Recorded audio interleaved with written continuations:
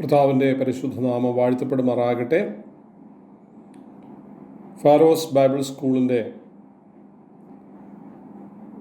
Mission the heart beat of God എന്ന ഈ കോഴ്സിലേക്ക് നിങ്ങളേവരെയും കർത്താവിൻ്റെ നാമത്തിൽ ഞാൻ സ്വാഗതം ചെയ്യുന്നു. ഇന്ന് പകൽ നമ്മൾ ഒരുമിച്ച് ഈ ക്ലാസ്സിൻ്റെ പ്രാഥമികമായ ചില കാര്യങ്ങൾ മാത്രമായിരിക്കും ചിന്തിക്കുന്നത്. ഈ കാലഘട്ടത്തിൽ വളരെ അനിവാര്യമായ, വളരെ അർത്ഥവത്തായ ഒരു ടോപ്പിക്കാണ് mission the heart beat of God എന്ന് പറയുന്നത്. ക്രിസ്തീയ ദൗത്യം എന്നത് ദൈവത്തിൻ്റെ ഹൃദയ സ്പന്ദനമാണ്. ഈ ദൗത്യം എന്നത് എന്താണ്? അതിൻ്റെ വിവിധ അർത്ഥതലങ്ങൾ എന്തൊക്കെയാണ്? എന്തുകൊണ്ട് ദൗത്യം അനിവാര്യമായിരിക്കുന്നു? ഇത്തരം കാര്യങ്ങളാണ് ഇന്നത്തെ ക്ലാസ്സിൽ നാം വിശകലനം ചെയ്യുവാനായിട്ട് പോകുന്നത്. What is Christian mission? എന്താണ് ക്രിസ്തീയ ദൗത്യം? ക്രിസ്തീയ ദൗത്യം എന്നത് പുതിയ വ്യക്തികളിലേക്ക് ക്രിസ്തീയ സന്ദേശം പ്രചരിപ്പിക്കുവാനുള്ള ക്രമീകൃതമായ ഒരു പ്രയത്നമാണ്. മറ്റൊരു നിലയിൽ പറഞ്ഞാൽ, ഭൂമിശാസ്ത്രപരമായ അതിർത്തികൾക്ക് അപ്പുറത്തേക്ക് മിഷണറിമാർ എന്നറിയപ്പെടുന്ന വ്യക്തികളെയോ സംഘങ്ങളെയോ സുവിശേഷീകരണത്തിനായും മറ്റ് പ്രവർത്തനങ്ങൾക്കായും അയക്കുന്നതാണ് ദൗത്യം എന്ന് പറയുന്നത്. ഉദാഹരണം, സുവിശേഷീകരണം, ആശുപത്രികൾ സ്ഥാപിക്കുക, സ്കൂളുകൾ സ്ഥാപിക്കുക, വേദപുസ്തകം പരിഭാഷപ്പെടുത്തുക, ദൈവവചനം എത്തിയിട്ടില്ലാത്ത ഇടങ്ങളിൽ അത് എത്തിക്കുക, ഇതെല്ലാം ദൗത്യത്തിൻ്റെ ഭാഗമാണ് എന്ന് നമുക്ക് മനസ്സിലാക്കുവാൻ കഴിയും. ദൗത്യം നമ്മിൽ ഭരമേൽപ്പിക്കപ്പെട്ട ഉത്തരവാദിത്തമാണ്. സുവിശേഷീകരണം എന്നത് ദൗത്യ നിർവഹണത്തിൻ്റെ വഴിയാണ്. ദൗത്യത്തിന് അയക്കപ്പെടുന്ന വ്യക്തികൾ മിഷണറിമാർ എന്ന് അറിയപ്പെടുന്നു. ദൗത്യത്തിനായി അയക്കപ്പെടുന്ന സംഘങ്ങളാണ് ദൗത്യ സംഘങ്ങൾ. അത്തരത്തിലുള്ള ദൗത്യ സംഘങ്ങൾ അവർ ദൗത്യ യാത്രകൾ നടത്തുന്നു, സമൂഹങ്ങളെ കണ്ടെത്തുന്നു, വിവിധ സംസ്കാരങ്ങളെ കണ്ടെത്തുന്നു, പരിചയപ്പെടുന്നു, അവരിലേക്ക് സുവിശേഷം എത്തിക്കുന്നു. ദൗത്യത്തെക്കുറിച്ച് നാം ചിന്തിക്കുമ്പോൾ മറ്റൊരു നിലയിൽ നമുക്കതിനെ കാണുവാനായിട്ട് കഴിയും. ദൗത്യം എന്നത് പല തലങ്ങളിലേക്ക് നമ്മുടെ അറിവിനെ വികസിപ്പിക്കുന്ന ഒരു യാത്രയാണ് എന്ന് നമുക്ക് മനസ്സിലാക്കാം. 4 നിലകളിൽ ഇതിനെ നമുക്ക് കാണുവാനായിട്ട് കഴിയും. ഒന്നാമതായി, ലോകം ആയിരിക്കുന്നത് പോലെ, അതല്ലെങ്കിൽ ദൈവം ലോകത്തെ കാണുന്നത് പോലെ ലോകത്തെ കാണുവാനും അറിയുവാനുമുള്ള ലോകത്തിലേക്കുള്ള ഒരു യാത്രയാണ് ദൗത്യം എന്നത്. രണ്ടാമതായി, ദൈവത്തിൻ്റെ പദ്ധതികളെയും ഉദ്ദേശങ്ങളെയും നമ്മെക്കുറിച്ചുള്ള അവൻ്റെ ഇഷ്ടങ്ങളെയും അറിയുവാൻ മുകളിലേക്കുള്ള, അല്ലെങ്കിൽ ദൈവ സാന്നിധ്യത്തിലേക്കുള്ള ഒരു യാത്രയാണ് ദൗത്യം എന്ന് പറയുന്നത്. മൂന്നാമതായി, ക്രിസ്തീയ സമൂഹത്തിലേക്കുള്ള ഒരു യാത്രയാണ് ദൗത്യമെന്നത്. So mission is a journey into Christian community. സഭയെ കൂടാതെ സ്വതന്ത്രമായി ഒരു വിശ്വാസിക്ക്, ഒരു ക്രിസ്ത്യാനിക്ക് ജീവിക്കുവാനായിട്ട് സാധ്യമല്ലെന്നും താൻ ദൈവത്തിൻ്റെ ഉദ്ദേശത്തിനായി വിശ്വാസി സമൂഹവുമായി ചേർന്ന് നിൽക്കേണ്ടതാണെന്നുമുള്ള തിരിച്ചറിവാണ് ദൗത്യം എന്ന് പറയുന്നത്. ദൗത്യത്തിനുള്ള ആഗ്രഹമുണ്ടാകുന്നതും പുതിയ വിശ്വാസി പരിപോഷിപ്പിക്കപ്പെടുന്നതും ദൗത്യത്തിനായി ഒരു വിശ്വാസി ഏറ്റവും നന്നായി ഒരുക്കപ്പെടുന്നതും സഭയ്ക്കുള്ളിലാണ്. അതുകൊണ്ട് ക്രിസ്തീയ സമൂഹത്തിനുള്ളിലേക്കുള്ള ഒരു യാത്രയാണ് ദൗത്യം എന്ന് നമുക്ക് മനസ്സിലാക്കുവാൻ കഴിയും. നാലാമതായി, ദൗത്യം എന്നത് നമ്മിലേക്ക് തന്നെയുള്ള ഒരു യാത്രയാണ്. ആത്മീകമായ പരുവപ്പെടലിൻ്റെ, അതല്ലെങ്കിൽ രൂപപ്പെടലിൻ്റെ ഒരു യാത്രയാണ് ദൗത്യം എന്ന് പറയുന്നത്. ദൈവത്തിൻ്റെ ലോകത്തിൽ ഞാൻ ആരാണ്, ഞാൻ ആരായി തീരുവാനാണ് ദൈവം ആഗ്രഹിക്കുന്നത്, ഇത്യാദി ചോദ്യങ്ങളുടെ ഉത്തരത്തിനായുള്ള പ്രാർത്ഥനാപൂർവമായ അന്വേഷണമാണ് ദൗത്യം എന്ന് പറയുന്നത്. ചുരുക്കത്തിൽ ദൗത്യം എന്ന് പറയുന്നത് കേവലമായ ഒരു പാഠ്യ വിഷയമല്ല, മറിച്ച് it is an experience of transformation. അത് ഒരു രൂപാന്തരപ്പെടലിൻ്റെ അനുഭവമാണ്. ലോകത്തിലും നമ്മിലുമുള്ള ദൈവഹിതത്തെ തീരുമാനിക്കുന്നതിനായി നമ്മുടെ തലച്ചോറും നമ്മുടെ ഹൃദയവും ക്രിയാത്മകമായി ഒത്തുചേരുന്ന ഒരു രൂപാന്തര പ്രക്രിയയാണ് ദൗത്യം എന്ന് പറയുന്നത്. മറ്റ് രണ്ട് നിലകളിൽ നമുക്ക് ദൗത്യത്തെ കാണുവാനായിട്ട് കഴിയും. ഒന്ന്, mission is the mother of theology. ദൈവശാസ്ത്രത്തിൻ്റെ മാതാവാണ് ദൗത്യം എന്ന് പറയുന്നത്. ഞാൻ അല്പം അതിനെ വിശദീകരിക്കാം. ദൈവശാസ്ത്രം ആവശ്യമായി വരുന്നത് ദൗത്യം നടക്കുന്നത് കൊണ്ടാണ്. പുതിയ സംസ്കാരത്തിലേക്ക്, പുതിയ സാഹചര്യത്തിലേക്ക് ഒരു മിഷണറി കടന്നു ചെന്ന് ആ പുതിയ സമൂഹത്തോട് ദൈവത്തിൻ്റെ വചനത്തെ പങ്കുവയ്ക്കുമ്പോൾ ആ സമൂഹത്തിനും അവരുടെ സംസ്കാരത്തിനും യോജിച്ച തരത്തിൽ ദൈവശാസ്ത്രത്തെ വിശദീകരിക്കേണ്ടതും രൂപപ്പെടുത്തിയെടുക്കേണ്ടതും ഒരു ആവശ്യകതയായി മാറുന്നു. അങ്ങനെയാണ് ഓരോരോ സാഹചര്യങ്ങൾക്ക് അനുസരണമായി വേദപുസ്തകത്തിൻ്റെ അടിസ്ഥാന തത്വങ്ങളെ ബലികഴിക്കാതെ ദൈവശാസ്ത്രങ്ങൾ രൂപപ്പെട്ട് വരുന്നത്. രണ്ടാമത്, ദൗത്യം എന്ന് പറയുന്നത് ദൈവത്തിൻ്റെ ദൗത്യമാണ്. മിഷൻ ഈസ് മിസിയോ ഡെയ്. ദൗത്യം എന്നത് ദൈവത്തിൻ്റെ ദൗത്യമാണ്. It's not an human enterprise. ഇത് ഒരു മനുഷ്യൻ്റെ കാര്യപരിപാടിയല്ല.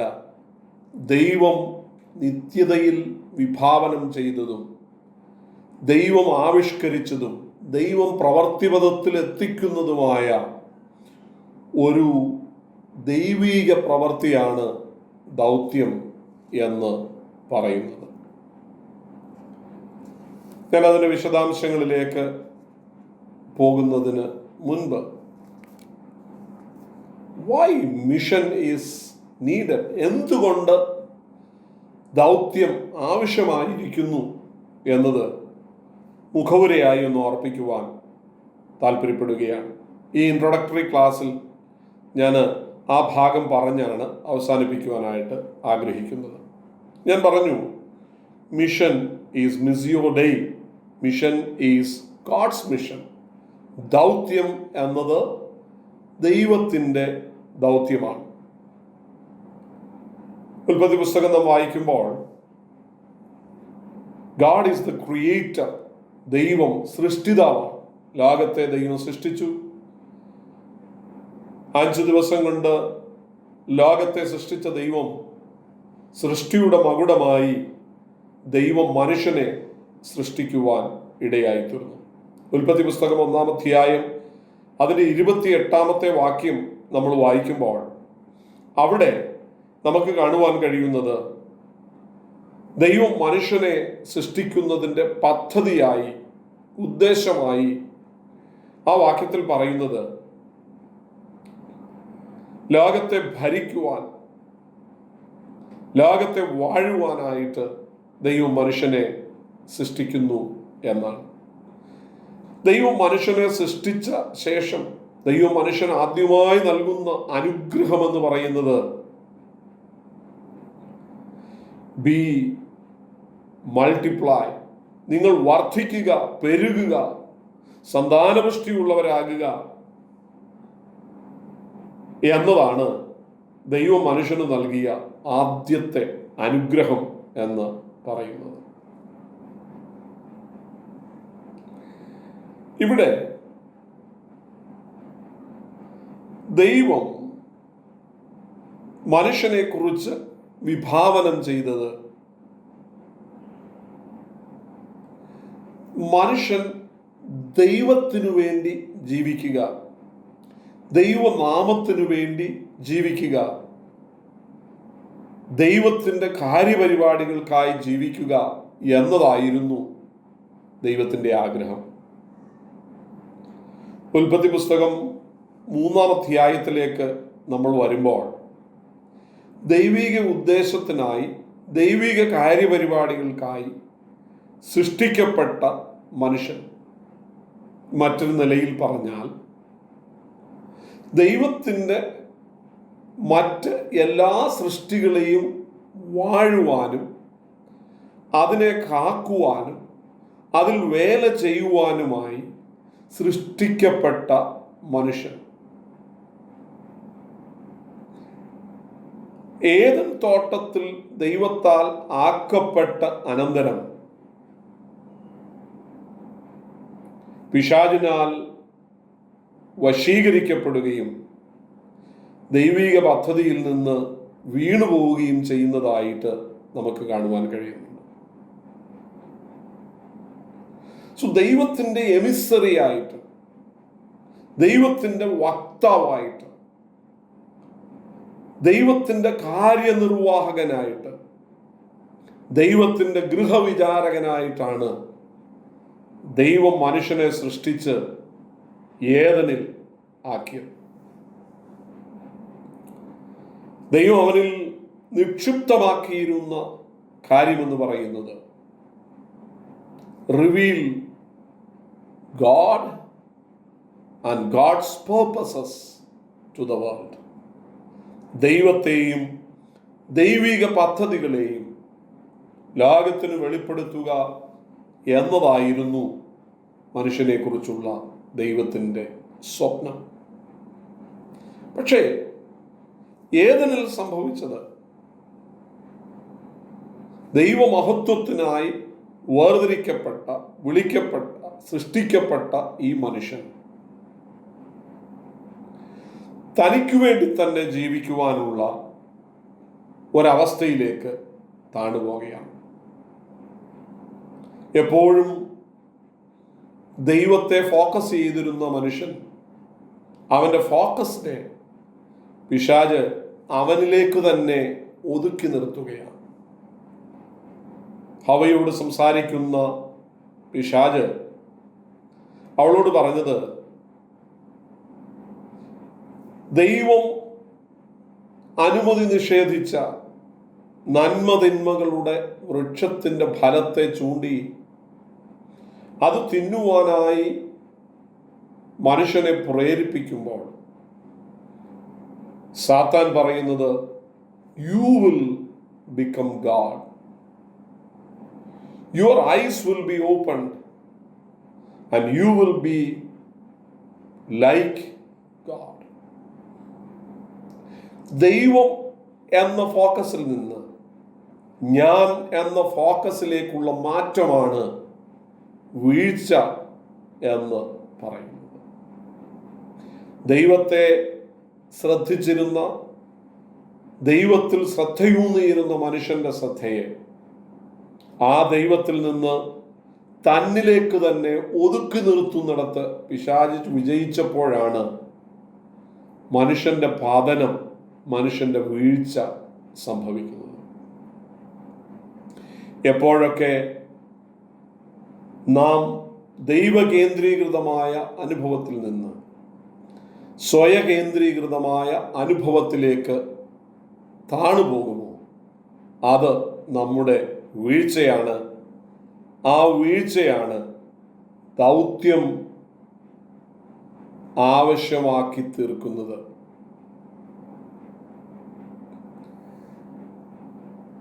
പാപത്തിന്റെ ഫലമായിട്ട് ഭൂമി സ്വാർത്ഥത കൊണ്ടും ഇരുട്ടുകൊണ്ടും പാപം കൊണ്ടും മൂടുവാനായിട്ട് ഇടയായിത്തീർന്നു. ഇവിടെയാണ് കർത്താവ് ഇറങ്ങി വരുന്നതും സ്ത്രീയുടെ സന്തതി സർപ്പത്തിന്റെ തലയെ തകർക്കുമെന്ന വാഗ്ദത്തം മനുഷ്യന് വീണ്ടെടുപ്പിനായി നൽകുന്നത്. മനുഷ്യന്റെ വീഴ്ചയാണ് വീണ്ടെടുപ്പ് ആവശ്യകതമാക്കിയത്. അവിടെയാണ് ദൗത്യത്തിന്റെ ആരംഭം. വീണുപോയ മനുഷ്യന്റെ വീഴ്ചയുടെ അനുഭവത്തിനിടയിൽ ദൈവം നോഹ എന്ന ഒരു മനുഷ്യനെ തിരഞ്ഞെടുക്കുന്നു. ഉൽപ്പത്തി പുസ്തകം 9-ാം അധ്യായം 1-ാം വാക്യത്തിൽ നോഹയോട് ദൈവം ആദമന് കൊടുത്ത അതേ കൽപ്പന കൊടുക്കുന്നു. നിങ്ങൾ പെരുകി ഭൂതലത്തിലൊക്കെയും നിറയുക. ഞാൻ അല്പം പുറകോട്ട് പോകട്ടെ. ഓരോരുത്തരും താന്താങ്ങൾക്ക് ബോധിച്ചതുപോലെ ജീവിക്കുന്ന ഒരു കാലഘട്ടത്തിൽ നീതിമാനായി ജീവിക്കുന്ന ഒരു നോഹ, ദൈവത്തിന്റെ കൃപ ലഭിച്ച ഒരു നോഹ,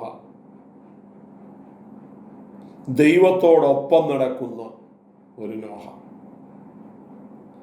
വഷളത്വം നിറഞ്ഞ ഭൂമിയെ നശിപ്പിക്കുവാൻ ദൈവത്തിന്റെ ന്യായവിധിയായ മഹാപ്രളയത്തെ ദൈവം അയക്കുമ്പോൾ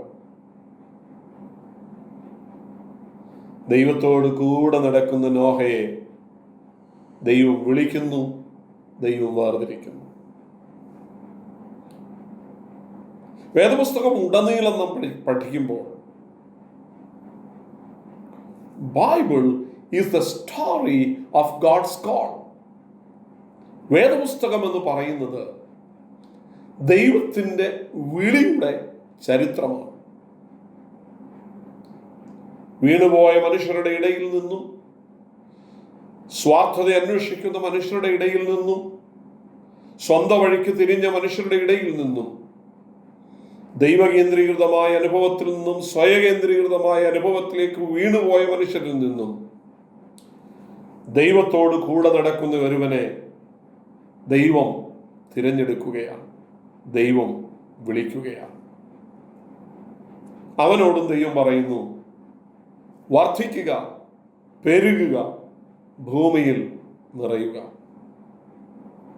വേദപുസ്തകത്തിന്റെ താളുകൾ നാം മറിക്കുമ്പോൾ അവിടെ വീണ്ടും ഉൽപ്പത്തി പുസ്തകം 11-ാം അധ്യായത്തിലേക്ക് വരുമ്പോൾ ഭൂതലത്തിൽ എല്ലായിടത്തും ഒരേ ഭാഷയായിരുന്നു എന്നും ഒരേ ഭാഷയുള്ള ജനം ഒരുമിച്ച് കൂടി തങ്ങൾക്ക് ഒരു പേരുണ്ടാകാൻ സ്വർഗത്തോളം എത്തുന്ന ഒരു ഗോപുരം പണിയുവാനായിട്ട് അവർ തയ്യാറാകുകയാണ്. ഈ മനുഷ്യൻ ദൈവസന്നിധിയിൽ ദൈവകേന്ദ്രീകൃതമായി ജീവിക്കുന്ന നോഹയുടെ സന്തതി പരമ്പര. അവർ ദൈവത്തെ വിട്ട് ഈ തലമുറയും സ്വയത്തിലേക്ക് തിരിയുകയാണ്.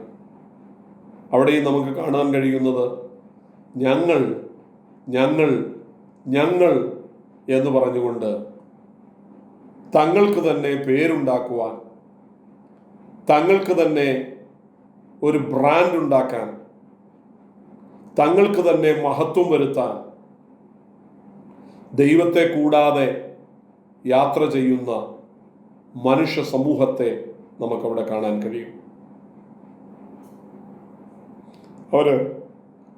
അവര് സ്വന്തം മഹത്വത്തെ ദൈവമഹത്വത്തിന് പകരമായി അന്വേഷിക്കുകയാണ്. ബാബേൽ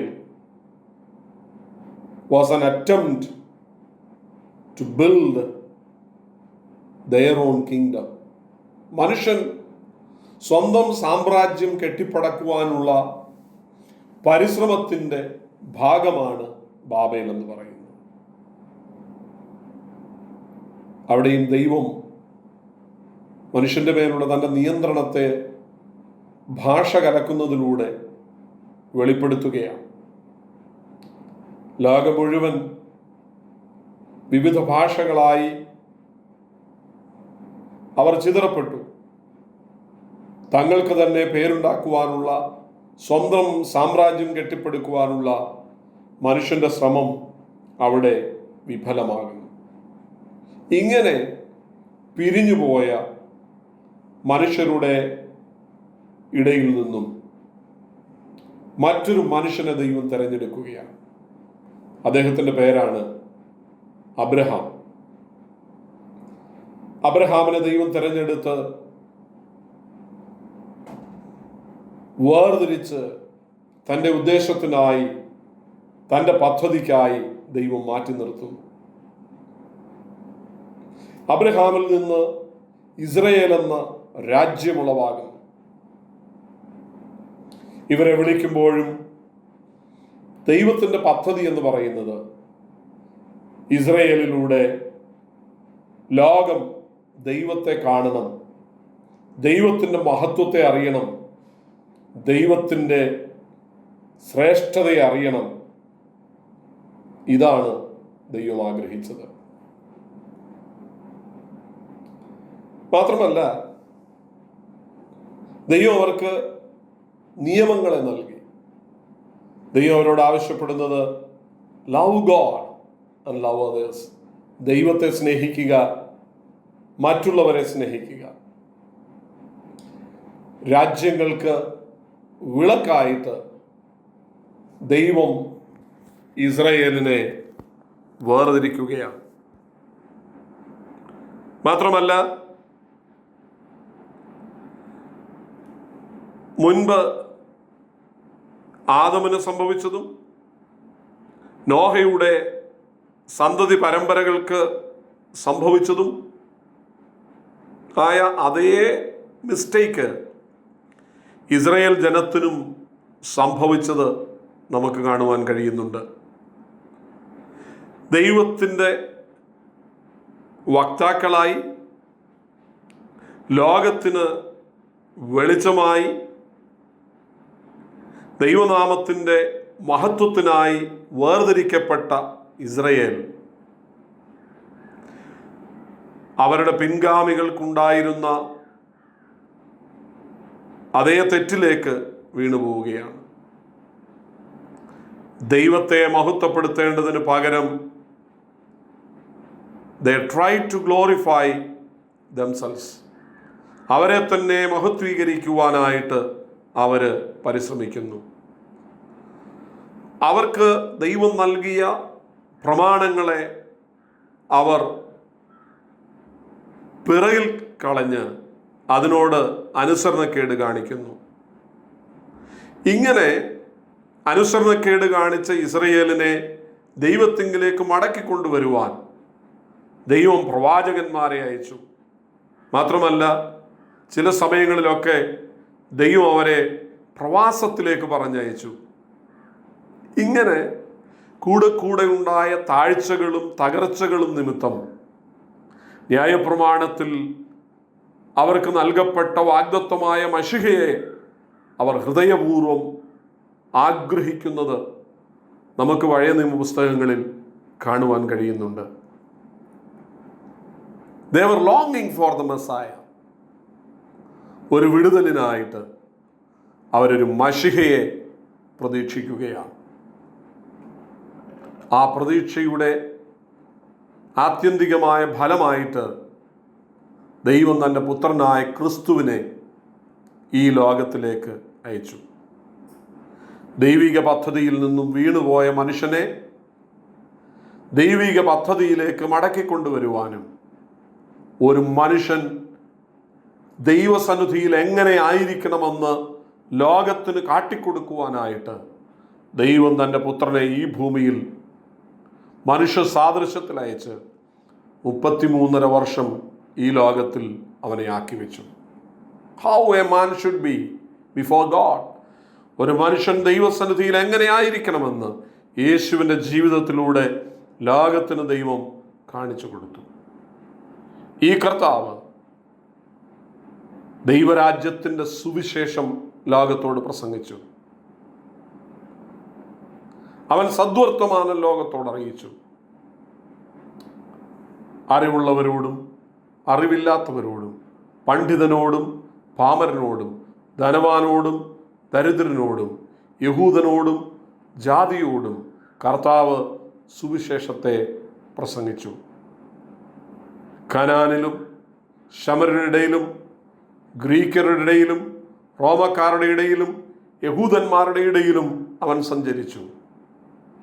ദൈവരാജ്യത്തിൻ്റെ മർമ്മങ്ങളെ അവൻ പ്രസ്താവിച്ചു. ദൈവത്തിൻ്റെ വിളിയെ ലോകത്തിന് കാട്ടിക്കൊടുത്തു.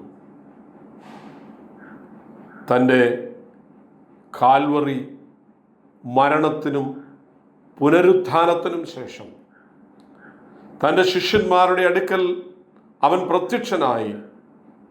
മത്തായിയുടെ സുവിശേഷം 28-ാം അധ്യായത്തിൻ്റെ 18 മുതൽ 20 വരെയുള്ള വാക്യങ്ങളിൽ പറയപ്പെടുന്ന മഹാനിയോഗം അവർക്ക് കൈമാറുവാനിടയായി. താൻ സ്വർഗാരോഹണം ചെയ്യുന്നതിന് മുൻപ് അപ്പോസ്തല പ്രവർത്തികൾ 1-ാം അധ്യായം 8-ാമത്തെ വാക്യത്തിൽ ഈ ദൗത്യ നിർവഹണത്തിനായി പരിശുദ്ധാത്മാവിനെ അവർക്ക് വാഗ്ദത്തം ചെയ്തു. ചുരുക്കത്തിൽ ഉൽപ്പത്തി മുതൽ വെളിപ്പാട് വരെ നമ്മൾ വായിച്ചു വരുമ്പോൾ mission is pictured as God's mission. ദൗത്യം ദൈവത്തിൻ്റെ ദൗത്യമായി ഉൽപ്പത്തി മുതൽ വെളിപ്പാട് വരെ നമുക്ക് കാണുവാനായിട്ട് കഴിയുന്നുണ്ട്.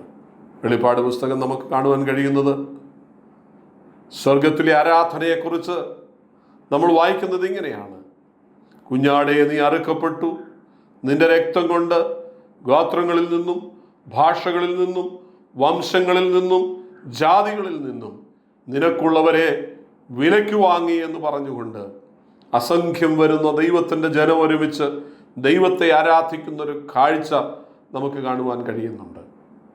So what we can conclude is mission is not a human endeavour, but mission is മിസിയോ ഡെി. Mission is God's mission. ദൗത്യമെന്ന് പറയുന്നത് മനുഷ്യൻ്റെ കാര്യപരിപാടിയല്ല, ദൗത്യം ദൈവത്തിൻ്റെ ദൗത്യമാണ്. Praise the Lord. അടുത്തതായി നമ്മൾ ചിന്തിക്കുന്നത് God the source of mission, ദൈവം ദൗത്യത്തിൻ്റെ ഉറവിടം എന്നതാണ്. അടുത്ത എപ്പിസോഡിൽ ഈ ഭാഗം ഞാൻ വിശദീകരിക്കുന്നതായിരിക്കും. God bless you. പ്രാഥമികമായ ചില മുഖവുര ദൗത്യത്തെക്കുറിച്ച് ഞാൻ ഈ എപ്പിസോഡിൽ പറഞ്ഞതാണ്. അതിൻ്റെ നിർവചനം, ദൈവമാണ് ദൗത്യത്തിൻ്റെ ഉറവിടം. ഈ രണ്ട് കാര്യങ്ങളാണ് ഇവിടെ നാം ചിന്തിച്ചത്. God bless you. ദൈവം നമ്മെ അനുഗ്രഹിക്കട്ടെ.